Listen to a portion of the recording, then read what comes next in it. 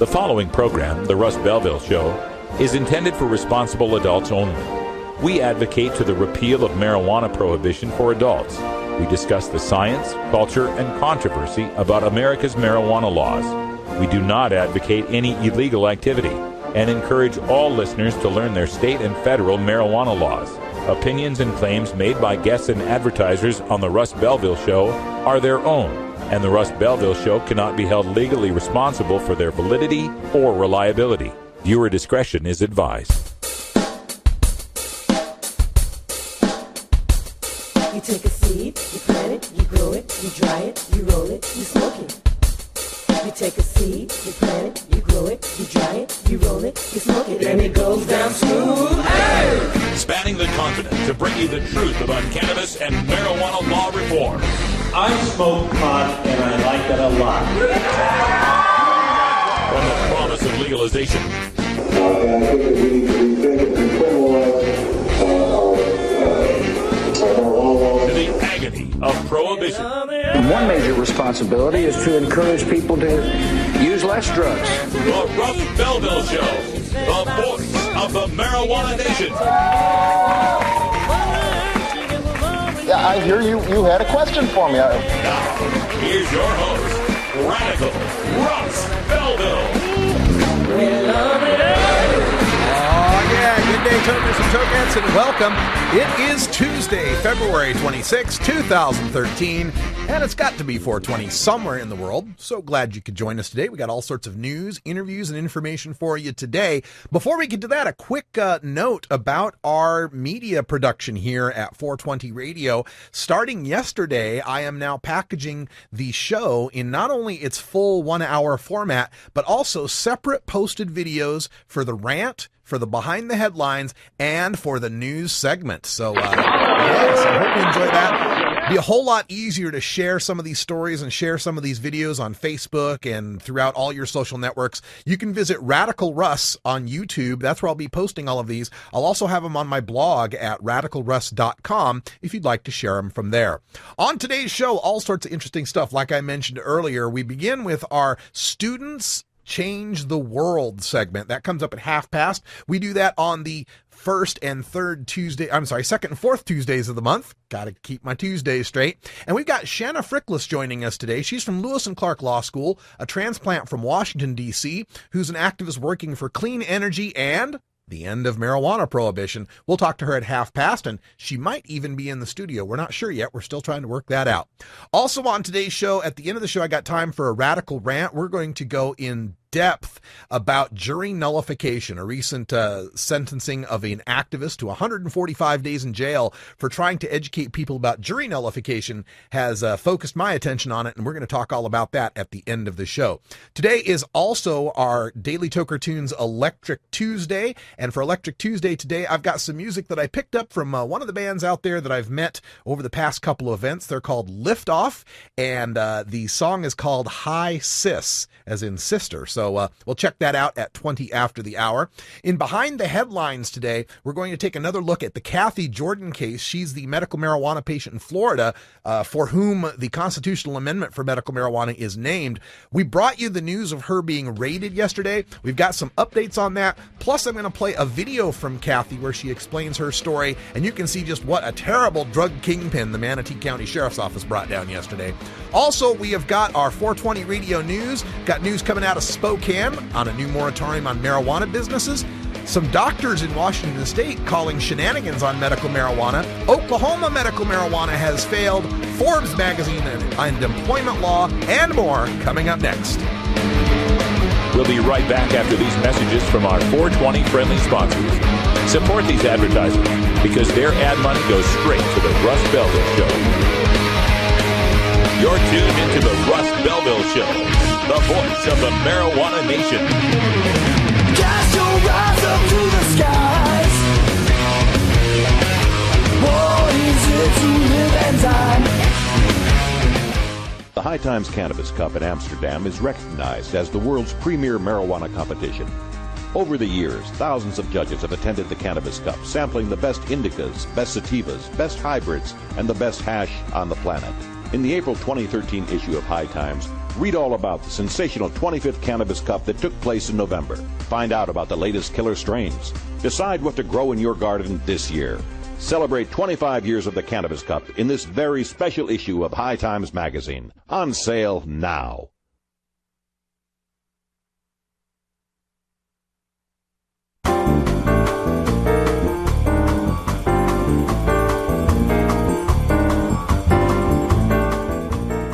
Now it's time for your 420 Radio News for Tuesday, February 26, 2013. I'm Russ Belville. Spokane halts medical marijuana businesses fearing recreational loophole. The Spokane City Council passed a moratorium Monday on any new medical marijuana businesses in the city. Currently, about a dozen facilities are operating in the area. State laws on the operation of dispensaries are not clear, with the Department of Health saying they aren't legal, but a recent appeals court ruling seeming to say they are. The moratorium was not part of the public agenda for the council meeting. The council explained the agenda was kept secret to prevent a rush to form new marijuana businesses before the enactment of the moratorium. Councilmember John Snyder explained, quote, "We need a timeout," end quote, in order to see how the rules for recreational marijuana will be implemented. Then the city of Spokane can implement rules that apply to both recreational and medical marijuana outlets, so entrepreneurs do not use the guise of medical use to gain advantages or utilize loopholes not available to recreational businesses. Lax standards for Washington medical marijuana cited by two doctors. Como News in Seattle is reporting on the statements of two medical professionals who liken their experiences at a Washington medical marijuana clinic as a, quote, marijuana mill and a cattle call, end quote. One, a naturopath, complained of seeing 30 or more patients per day, with her compensation directly tied to the number of patients she saw that day. The other, a registered nurse practitioner, complained that the clinic's businesses were all money-driven. Reporter Matt Markovich verified that it was easy for him to acquire a medical marijuana recommendation at South Sound Medicine, where both the women had worked. He notes that the recreational users of marijuana are only allowed 1 ounce of pot, and places to acquire it do not exist yet. However, medical users can possess up to 24 ounces and can acquire marijuana at many pseudo-legal dispensaries in the Seattle area. In previous reports, Markovich has shown how lax the oversight over medical marijuana recommendations can be. At one Tacoma clinic known for issuing cannabis recommendations with no appointment, he reports that he sat in a packed waiting room and filled out a questionnaire saying he had an occasional headache. Before he saw a doctor, he paid $139. In another room, expecting a regular doctor, instead found a state-licensed, advanced registered nurse practitioner Skyping in from Hawaii. He told the doctor from Hawaii he suffered occasional headaches and had no medical records to back up the claim. The Skype visit lasted 3 minutes, and he walked out with a recommendation saying, "I have diagnosed this patient as having a terminal or debilitating condition." Oklahoma Senate committee rejects medical marijuana in first ever hearing. An Oklahoma Senate committee has rejected a medical marijuana bill in the first ever hearing held on the issue in Oklahoma. The 6-2 vote was split along party lines, with the Republicans defeating the proposal. However, the senator who introduced the bill is proclaiming a victory of sorts. Senator Constance Johnson, a Democrat from Oklahoma City, said, quote, "I consider it a victory for the citizens of this state," end quote. She has introduced several bills over the last 6 years to allow for the medical use of marijuana or to ease penalties for possession of the drug. She continued, quote, "I think it's a step in the right direction in terms of moving it forward and getting some indication of what people's reservations are, so we'll know what to address," end quote. The Oklahoma Senate rules prevent Senator Johnson from reintroducing a medical marijuana measure for 2 years. Chairman Senator Brian Crane says he opposed the measure, but finally permitted it a hearing because of Senator Johnson's persistence. Senators who opposed the measure worried that recreational marijuana smokers would take advantage of the medical use law. Forbes magazine warns employers about marijuana and employment law. Forbes magazine notes that as majorities continue to support changes in marijuana law, employers must confront the fact their so-called drug-free workplace may need to be modified to accord with the new state law. In California, Colorado, Michigan, Montana, Nevada, Oregon, and Washington, businesses need not currently accommodate employees who legally use marijuana for medicinal purposes. Washington's statute, for example, says that employers may establish drug-free work policies, and nothing requires to accommodate the medical use of marijuana. Marijuana use laws in Arizona, Connecticut, Delaware, Maine, and Rhode Island expressly forbid businesses from refusing to hire applicants and from disciplining and otherwise adversely affecting the employment of registered medical marijuana card holders based solely on that status. For more information, check out RadicalRuss.com. That's your 420 Radio News for Tuesday, February 26, 2013. I'm Russ Belville. When we come back, we go behind the headlines for the raid of Kathy Jordan, the medical marijuana patient in Florida. On the same day, a poll comes out showing 70% support for the bill named after her. We've got updates on that story and video for you next in Behind the Headlines.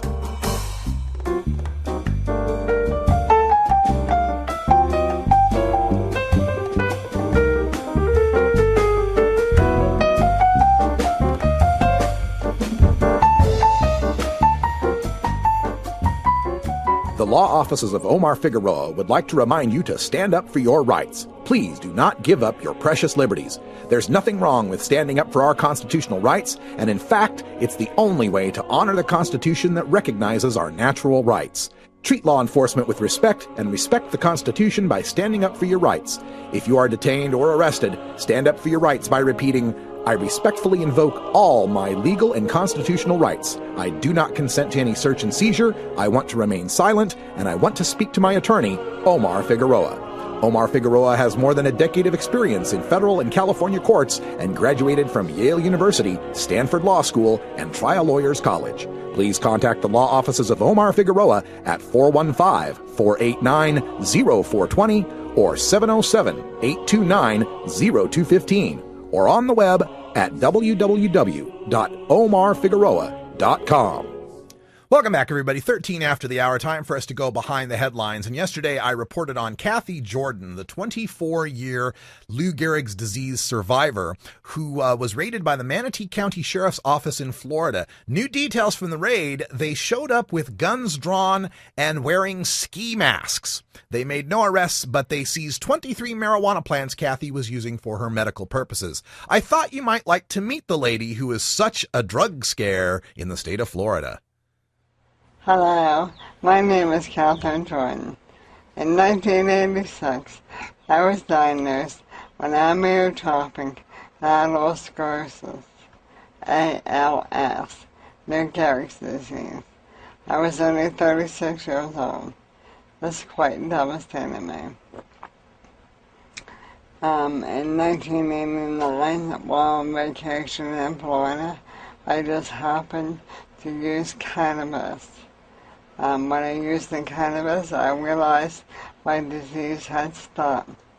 I never knew that there was a low-level hum in my body until I had used the cannabis. At first, I told my doctors that my disease stopped, and they thought I had a form of dementia. I was not handling my demise very well. Well, now the science is out there to back me up.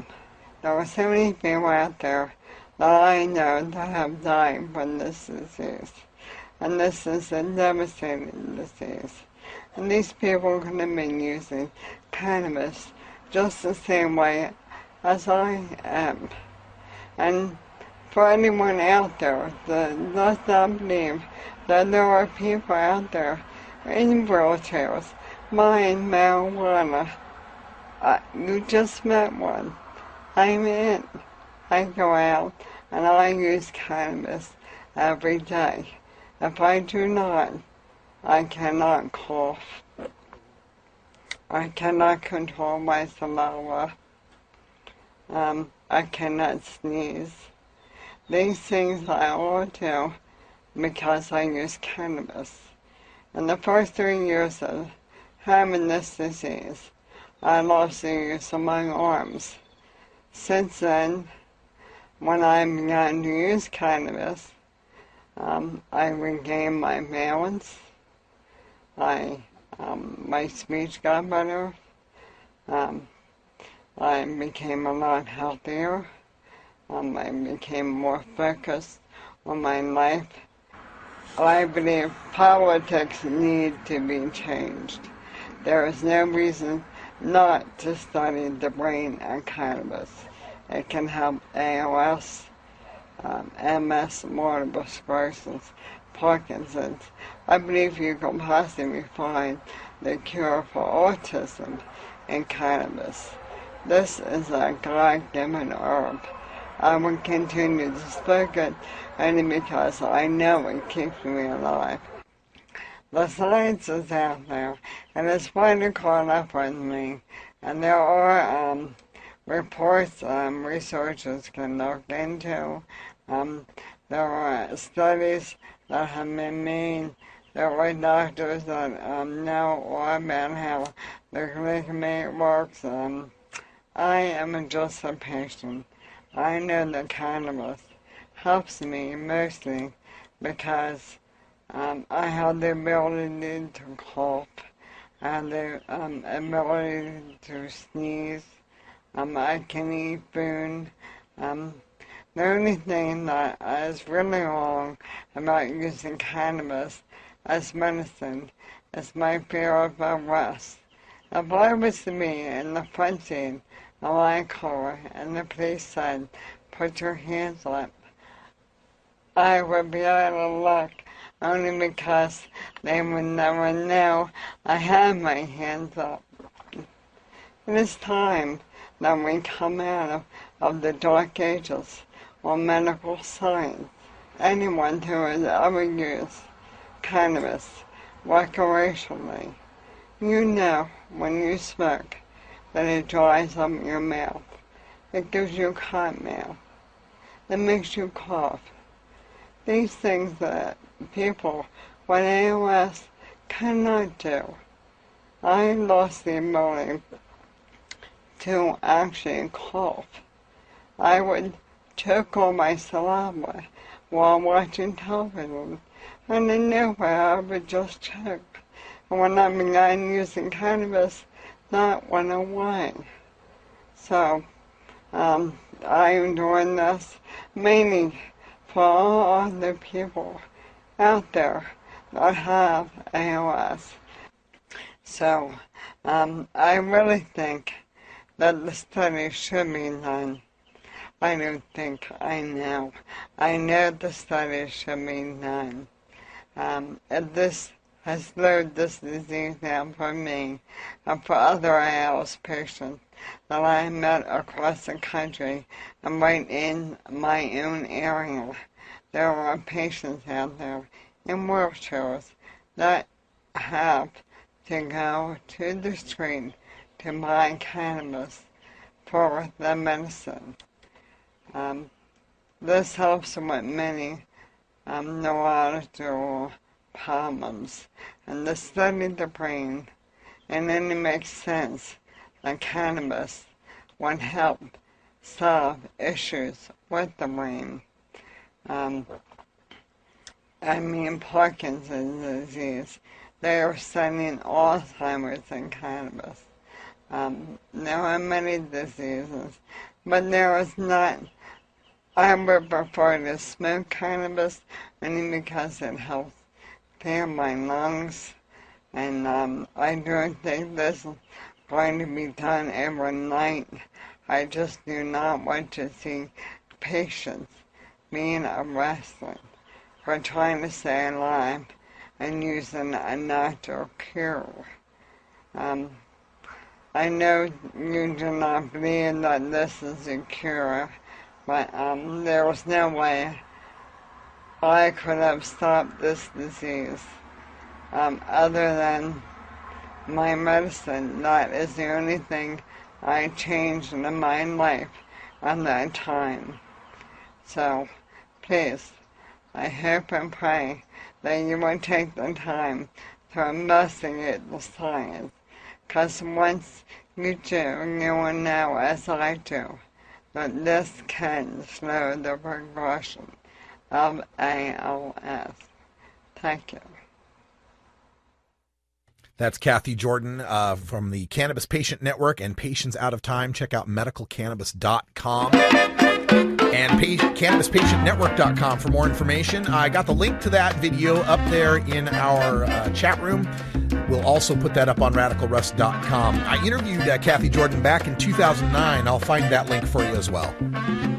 Oh, have you ever met that funny reefer man? A reefer man. Have you ever met that funny reefer man? A reefer man. If he said he swam to China, he would sell you South Carolina. Then you know you're talking to that reefer man.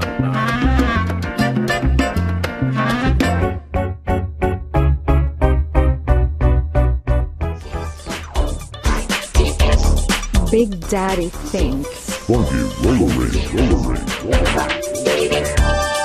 Oh yeah, this is Big Daddy, and I'll be your freakazoid every Thursday night, right here at the Funky Roller Ring. Funky roller ring. 11 Eastern, 8 Pacific, only on RadicalRuss.com.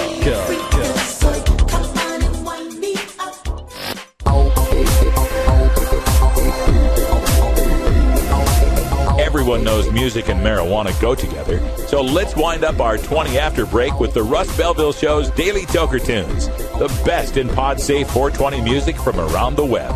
Today is Electric Tuesday, featuring the latest in electronic dance music and other cutting-edge genres. You can get downloads and more information about all our Daily Toker Tunes by visiting music.radicalruss.com. Now, sit back and enjoy your Daily Toker Tune. Welcome back, everybody. One of the fun things about doing this job is going to the various cannabis cups and hemp fests and events that are held all around the country. And one of the things that happens when you're doing this is people walk by and give you stuff.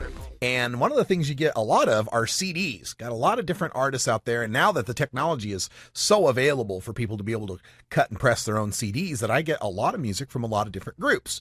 Today I decided to go through the stack of CDs and start ripping some of them into the Libramator, give us some new tunes to listen to. And I found this one from a band called Liftoff, kind of a high-energy alternative band, not so much electronic dance music, but kind of an electronic-ish sound. They're out of Vancouver, British Columbia, in the alternative scene up there, featuring a lead guitar, bass, drums, rhythm guitar, and lead vocals, plus a whole bunch of keyboard stuff. Great website available for them at liftoffband.com if you'd like to check that out, and you can find all the contact information there as well. And this reminds me also that for our 420 radio, you know, it's all about cannabis community radio. And here at the Russ Belville Show, we have a different genre every day for our daily toker tunes. We are looking for a music editor for this day, for Electric Tuesday. So if you're really knowledgeable on electronic dance music, pop, synth pop, dance style tracks, we'd love to hear from you. All we need is one track a week. We did find someone for our hip-hop editor for Thursday. That's Rob G. He'll be debuting this Thursday. If you'd like to help us program the Tuesday music, just let me know. Go to 420radio.org, look on the main menu for the contact link, and look for Radical Russ in the contact list there, and send me an email. Tell me if you'd like to get involved, and we'll make you a part of the 420 Radio family. All right, let's turn to the music. This song is called Hi Sis, like hi, and sis like sister. I hope you enjoy it. This is Liftoff.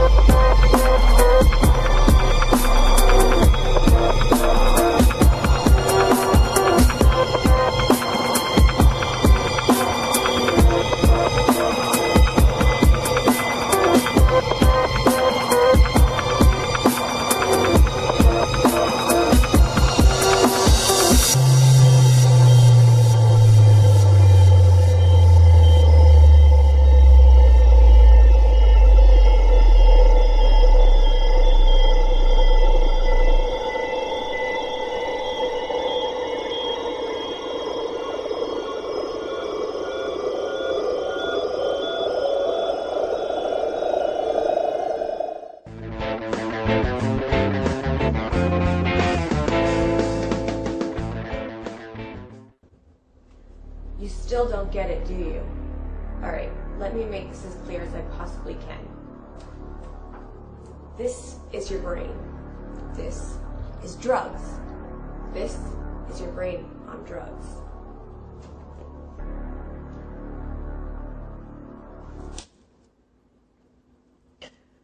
Any questions?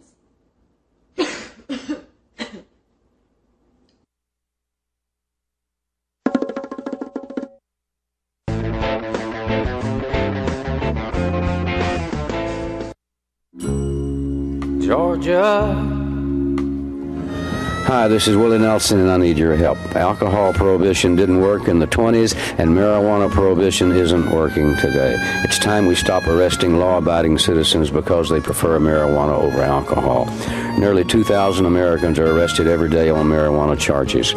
We're unfairly destroying the lives and careers of hundreds of thousands of people each year simply because they smoke marijuana. These are not criminals. They're average citizens like you, good neighbors who work hard, raise families, pay taxes, and contribute to their communities. We need your help to end marijuana prohibition once and for all. It's the fair thing to do. For more information, contact NORML, the National Organization for the Reform of Marijuana Laws. Call toll-free 888-67-NORML or visit their website at NOR.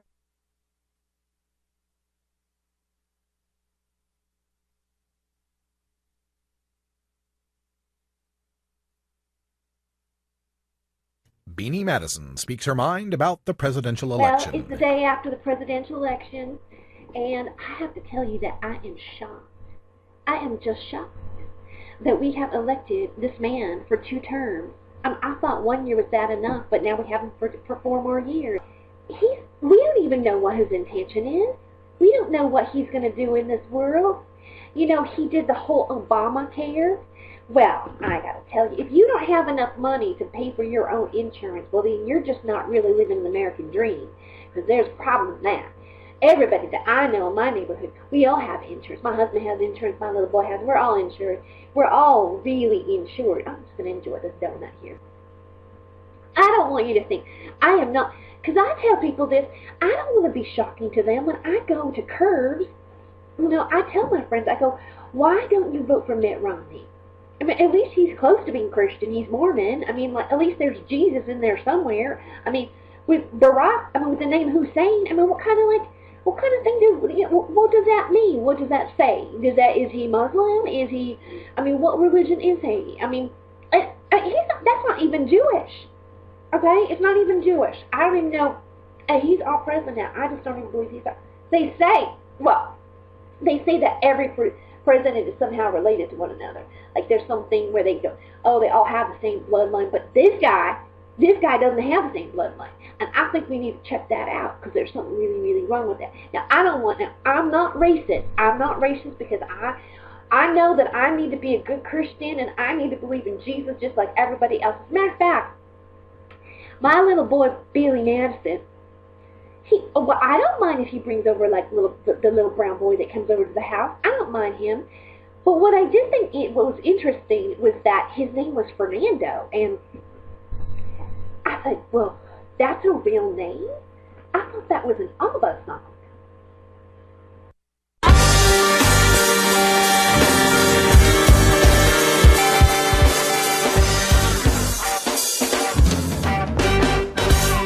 Activism begins with ACT. The Russ Belville Show features the stories of hardworking grassroots activists working for an end to prohibition in today's activist agenda.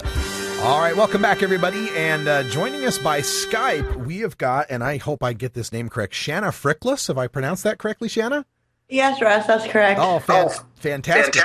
And you're on video as well. It sounds like you're going to get a little bit of echo. Do you have any sort of headphones or anything that you can put on and by any chance? Or I can mute this as well from my side if we have to. I will do my best. Okay, thanks. While you're putting those headphones on, I will get the video set up here.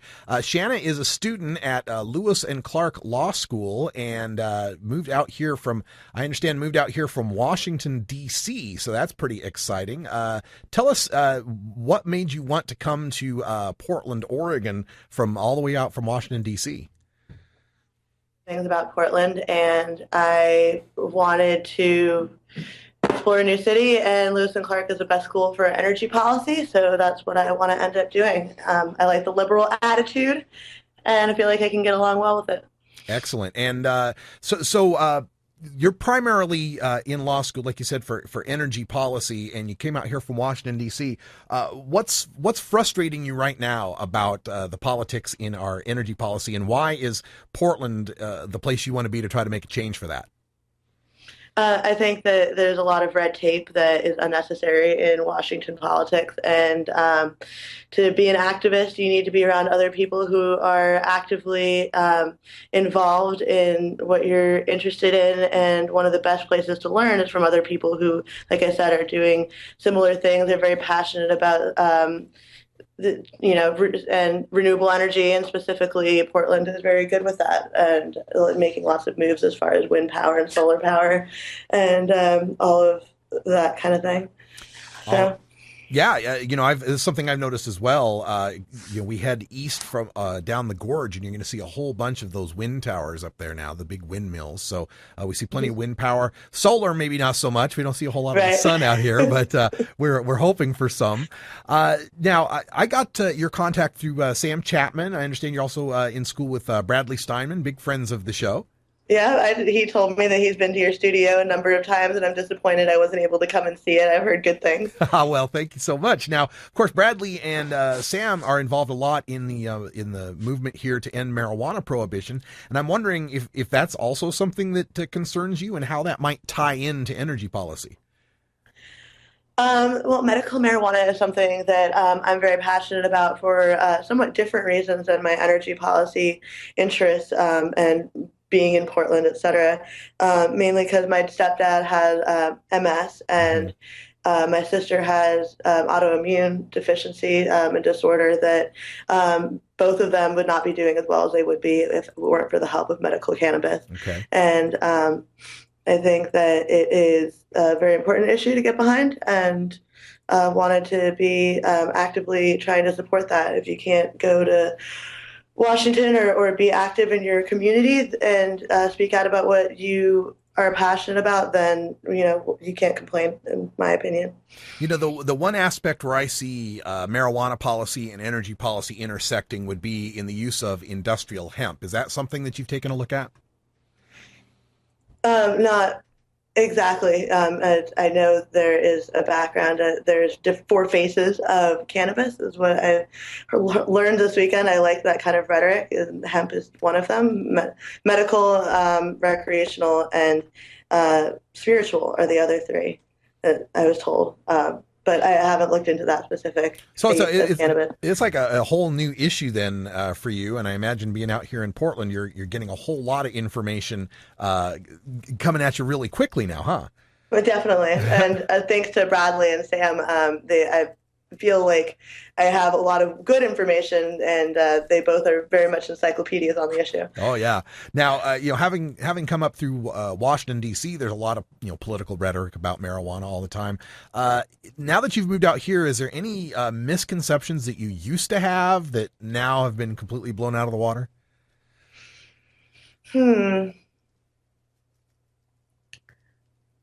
That's a hard one. I mean,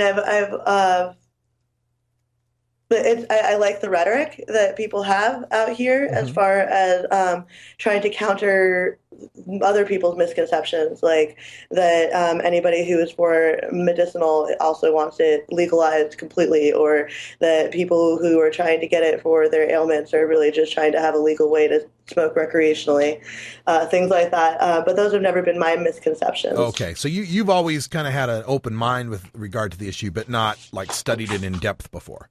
Right, exactly. Yeah, because I always imagine, it's hard for me to imagine sometimes what it's like growing up on the East Coast and hearing about these things and growing up with the Just Say No's and all that. Having grown up, on the West Coast, it's somewhat of a different mentality. Do you find that there's like just a different attitude about weed, East and West? Definitely.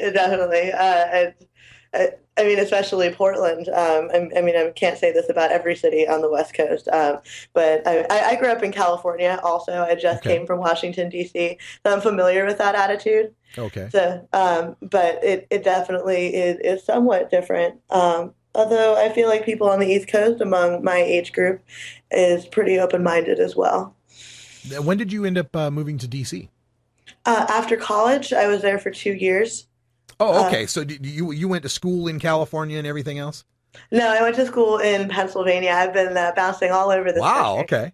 So yeah. You got quite a perspective on a bunch of different areas of the country here, and that's always interesting to me when I meet people that are in law school and moving forward. Is I want to make sure they have a lot of real world experience with the laws that they're going to be affecting here. Is marijuana something that you use personally for any particular reasons? I'm not a patient. No. Gotcha. Okay, that's enough. That's all we need to say about that. But obviously, something that you're supporting as far as people that are trying to legalize here in the state of Oregon. Yeah, one of the most convincing things that I heard this weekend that I think rings true, and I'd like to come out saying on your show is that if cannabis came out today, it would be considered a miracle drug, but it's really the stigma that it has and that really characterizes it, I think, in today's politics. And once you can get beyond that, I think that really our cause to trying to get it provided to people, patients who need it, is 100% irrefutable.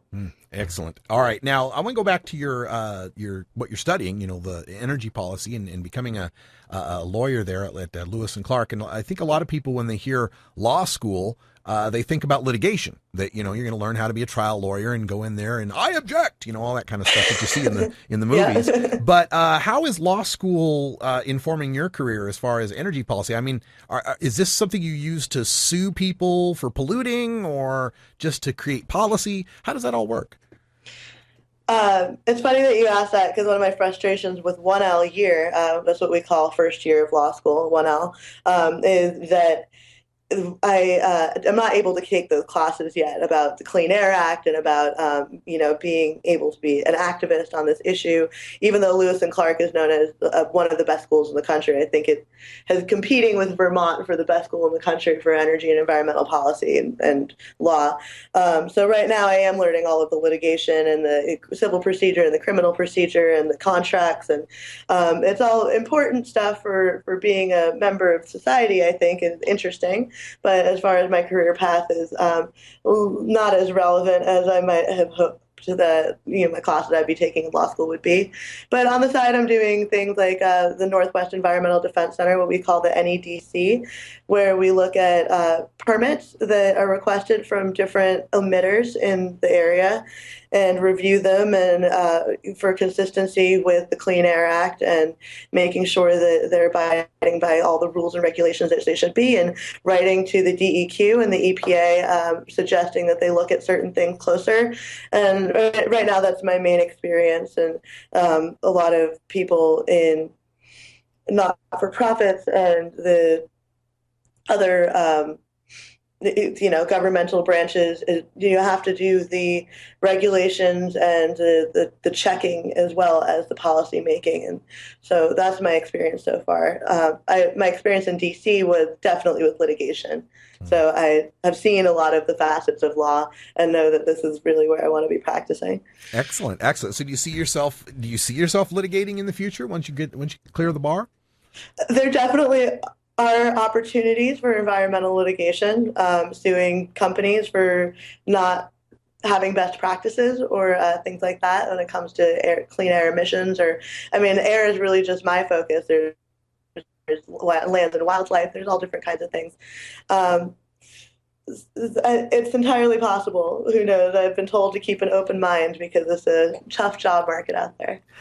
You mentioned that you're concentrating on clean air, and with that in mind, it brings to my mind a talking point I've heard for a while, even from President Obama. A couple of words, I'll just throw them out to you and get your reaction. Clean coal. Heard of this clean coal, allegedly? I can't hear you anymore. Oh, I'm sorry, we're back. Okay, yes, now I hear you. Yeah. Sorry, say that again? Have you heard of this so-called clean coal and what you think about that?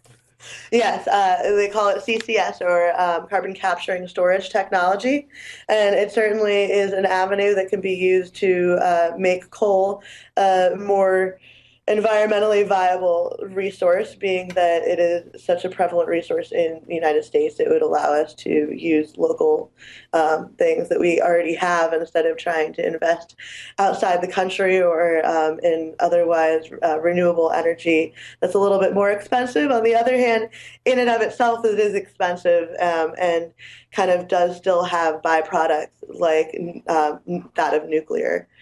So it is not flawless. Yeah, it's frustrating to us in the marijuana field, knowing what we know about industrial hemp and the biofuel that can be produced from that, and with very, not only very little environmental impact, but actually environmental benefit from, pulling greenhouse gases from the air, just in the growing of the hemp crops.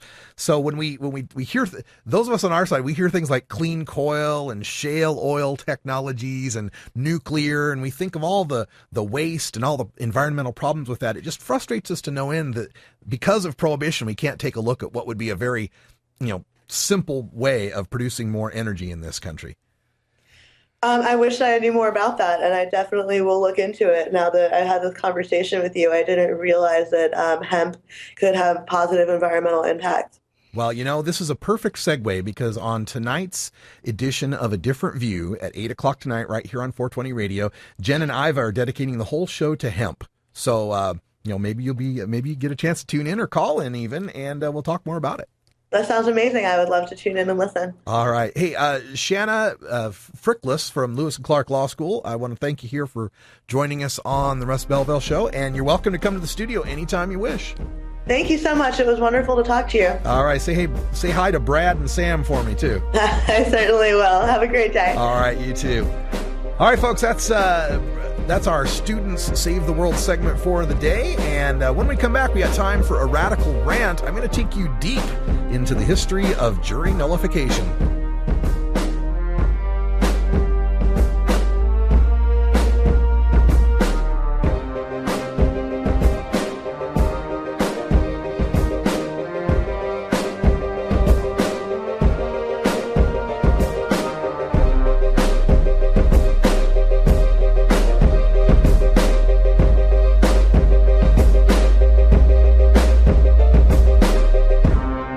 You're tuned into the Russ Belville Show, the voice of the marijuana nation.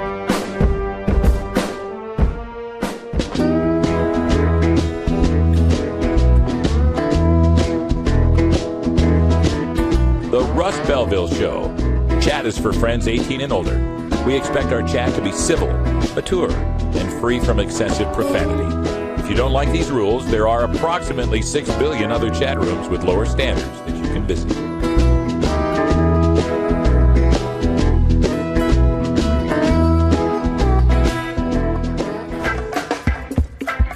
I'm Sub Cool from Team Green Avenger. At TGAgenetics.com, we are working on the leading edge of medical strains.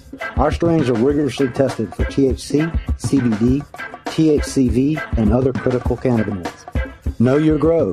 Check out our genetic diversity at TGAgenetics.com, the home of Jelly Bean, Jack the Ripper, Vortex, and other award-winning cannabis strains.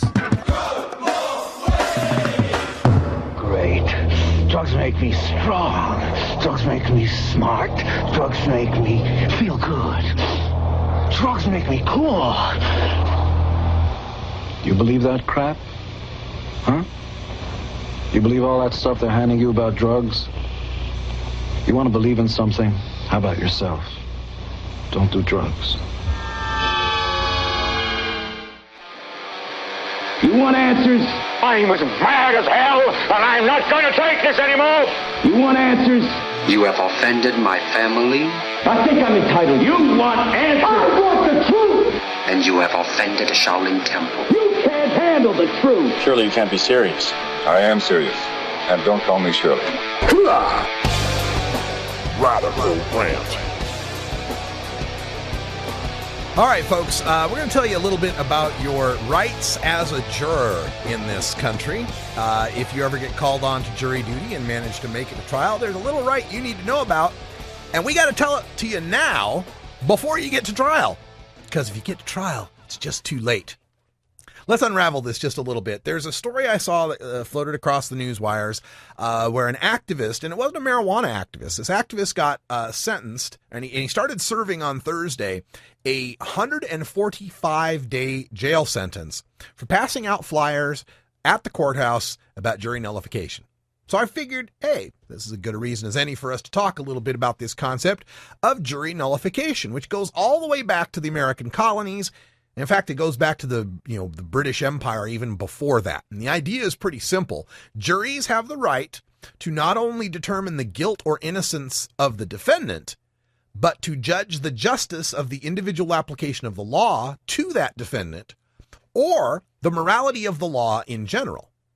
Now, the practice of juries nullifying verdicts dates all the way back to, pre-Civil War days. There used to be a Fugitive Slave Act. If you have a slave escaped from the South and ran up north and you harbored that fugitive slave, you could be prosecuted. But in the North, they had trouble getting juries to actually convict people of this because a lot of the Northerners were abolitionists who believed that slavery was evil. And even though there was a law against it, that we shouldn't punish people who are helping fugitive slaves. Back during the early 20th century, as temperance movements moved across the country and finally enacted alcohol prohibition, wet juries, and they used to call people who supported alcohol drinking wets. There was wets and dries. Wet juries also used to refuse to convict people for liquor law violations in a lot of states where they didn't really approve of alcohol prohibition. And even as recently as the 1960s and 70s, we had cases where juries were refusing to convict protesters of the Vietnam War, protesters who would, block trains that were trying to take bombs to the army bases and such. So the court, while they had to prove beyond a doubt that somebody might have hidden a slave or sold a beer or blocked a recruiting office or something like that, the jury could then decide that the defendant that broke that law was justified. He was justified hiding that slave because slavery is illegal, or that the law itself was just unjust, that we shouldn't convict people under this law because the law is wrong. And it's a right that every jury in America maintains to this day. It's a right that every American has as a juror. It's one of the most important rights we have. Our founding fathers wrote about this right as being the last bastion. I think it was Thomas Jefferson who said it was the last bastion against the tyranny of the state, was the impartial citizen jury that could decide not just whether you're guilty of the law, but whether the law itself was just. So why is this such a new concept to some of you? Why are some of you listening to this rant going, huh? Jury nullification, never heard of that, right? Well, you know about the Miranda rights, right? You know about those. Why aren't we told about these jury rights that we have? Because in any situation where informing you of your jury rights makes sense, like at the courthouse or during the trial, it is illegal to inform you of that right.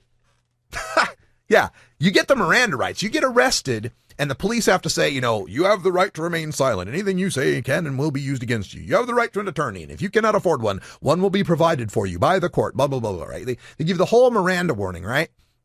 Because once you're arrested, your legal status changes. You're now a suspect in a crime, and we got to inform you of your basic level of rights, your right to counsel, your right to remain silent, because you're innocent until proven guilty in America, and we give you these warnings so you have some minimal level of awareness, right? So you have some level of protection against the state, which, has the judicial system and the cops and the guns and the money and the time, right? You got to have some level of protection.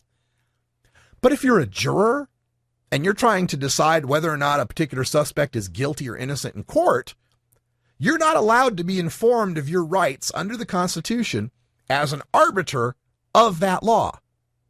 You may only be aware of jury nullification if you learned about it anywhere else other than in or near a courtroom at a time not near that of the trial you're the juror for. So that's what I'm telling you now, folks, because by the time you're picked for jury duty, by the time you get into the courtroom, it's too late. We can't tell you about it. It's maddening, isn't it? Now, this is the case. The case is this fellow by the name of Mark Schmitter, and he's a jury nullification activist. He goes around lots of places and tries to inform people of their rights. He began serving a 145-day jail sentence last Thursday for passing out jury nullification flyers outside of a courthouse. According to the report, Vietnam-era veteran, peaceful freedom activist, and local small businessman Mark Schmitter has been jailed for 145 days by Judge Belville Perry. Schmitter's sentence began Thursday after he was found guilty for distributing jury nullification info outside of Perry's self-imposed free speech zone during the Casey Anthony trial. Okay, so try and put aside any concerns that the goal here may have been to get Casey Anthony found not guilty of murdering her daughter through jury nullification, and she was acquitted of murder, manslaughter, and child abuse anyway. So let's just forget what the case was about. The point was he was trying to get jury nullification across to the people. The report continues. Mark E. Schmitter is an activist for jury rights whose story we covered 1 year ago. He was originally facing a year in jail after being found guilty of 2 felonies, external criminal contempt of court, and jury tampering for distributing information outside the Orange County Courthouse in Florida. Schmitter was found not guilty of any actual law, but of rules that were written by the judge at the time. The rules that he was in violation of were for demonstrating outside of a free speech zone that was determined by this judge. He was first arrested in June 2011, maintains his innocence, and says the judge's orders that he violated were a direct violation of the First Amendment of the Constitution. Later on, an appeals court agreed that the rule saying that you could have a free speech zone for the courthouse protesters was indeed wrong. However, they still said that passing out this literature, this particular literature, could be banned outside of the court. So yes, you have the free speech rights. Yes, you can protest in front of the courthouse, but there's just certain things you cannot say. And one thing you cannot say is that juries have the right to not convict for any reason they choose. You can't say that. Now, keeping this jury nullification power secret, this has been the law of the land since 1895, people. In 1895, the Supreme Court decided judges do not have to inform juries of their nullification right. So you're sitting on a jury, but the judge doesn't have to tell you that you don't have to find people guilty if you don't like the law. Right? They don't have to tell you that. In 1969, the Fourth Circuit Court of Appeals recognized the power of the jury to acquit regardless of the law and to not be punished for their verdicts. Okay? But they also decided that juries should not be directly informed of that right, lest they be enticed to nullification first before deciding the law. The idea here is, all right, jury, we got videotape of a guy holding 10 pounds of weed, and he signed a statement admitting that he had 10 pounds of weed, and there's 60 people testifying against him that says he has 10 pounds of weed. But you as a juror can decide that busting people for 10 pounds of weed is a bad idea, and you can vote to acquit. But there's a catch. Check this out.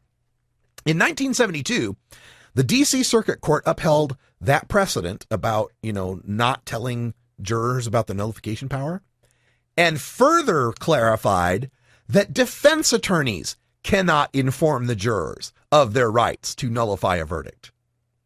And in 1997, the Second Circuit Court of Appeals held that a juror could be removed from a jury if there's evidence that he or she intends to engage in jury nullification. So yeah, you can nullify the verdict. You can have the guy in front of you for 10 pounds of weed, and all other of the 11 jurors can say that he's guilty as sin.